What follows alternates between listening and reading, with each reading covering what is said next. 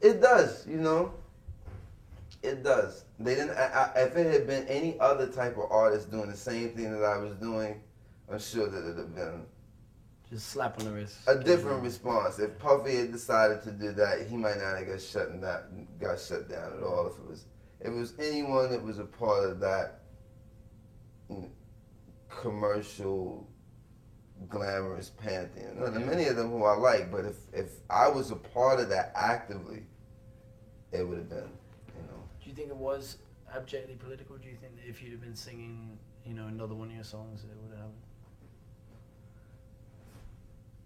I'm not sure. I think it's ironic that I was singing one of my more political songs, if not my most political song, and that happened.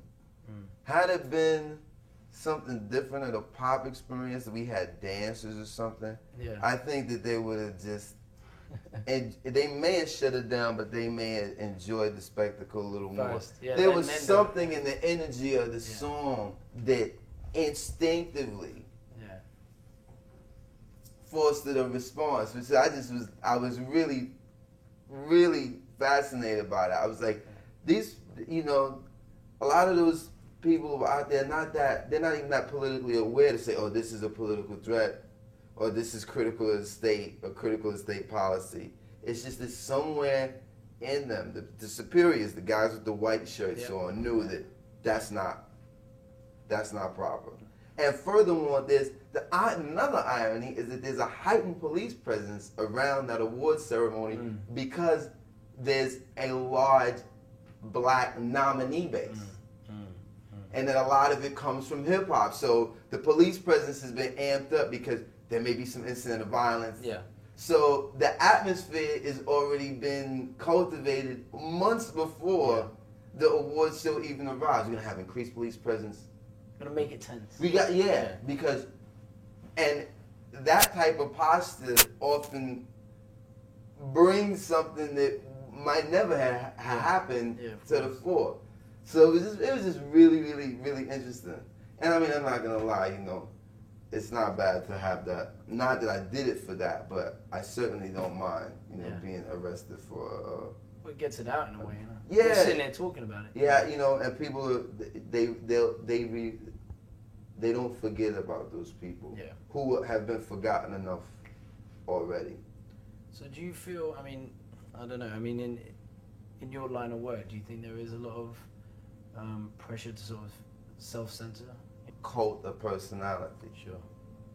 And they say if we can control these if we can pick the personalities that people will respond to, or we can cultivate these personalities, then we can stay in control of the machine.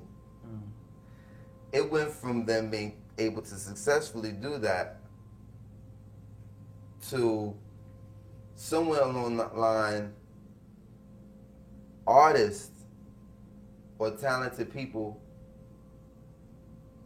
and the machinery saying, we don't even have to cultivate personalities anymore. We can cultivate personas. So it went from culture to the cult of personality to the cult of persona.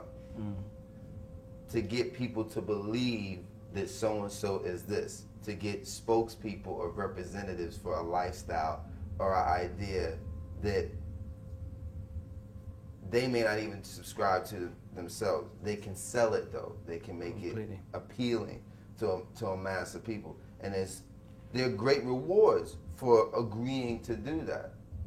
You know, it's gone from being, this is my art that reflects, this is my work that reflects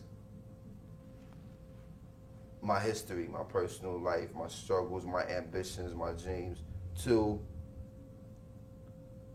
this is my persona as it is attached to a product or a lifestyle or something that you can buy. Two intertwined, many of them. And there Loads of products. There are lots of, they reward you for it. Completely. If you just say, it has nothing to do with me, I'm just a model. It's like Cribs. I put on the clothes, I stand in the pose, they pay me a check. So what effect does that have on the community? Oh my God, if there's no voice of dissent, if there's no imagination, not even, let's just leave dissent alone. If there's no earnestness, if there's no truth in what artists, the talented people do, if it's all about the gesture, then it's telling people there's no room for your imagination. There's no use being imaginative. Follow the rules. And what about the individual in terms of the collective? It's not about that. It's about conforming. And if you see someone who is a creative person doing that, then what energy might you have to criticize your local government, or your state government, or to just have any sort of opinion about what's going on around you in the world, to say, to use your common sense to say, well, that may be a prevailing practice, but that doesn't mean that it's useful or necessary. If you see people who are supposed to be imaginative people, creative people, not being that, I think that the long-term effect is that the masses in general just find themselves being less creative, less imaginative, and creativity and imagination are integral in creating change in the world. I mean, you know, you need that spark. Yeah. If he could do that, then I could do. So you know, back to the rest. Do you think MTV and hip hop are kind of cut a deal there? Because you were wondering about that, weren't you? I mean, has it got to the stage where actually? Yeah, I mean, is it organised? The corporations have successfully bribed many charismatic personalities and figures with money and flattery. And a lot of times it's not even with money. What they're really bribing them with is a perception of social access. You are invited into an exclusive club. You get to sit in the velveteen chair. And for some people, there's a very intoxicating proposal, because especially if you come from an ignored or marginalized part of the world, and now somebody's treating you like this rare and precious thing.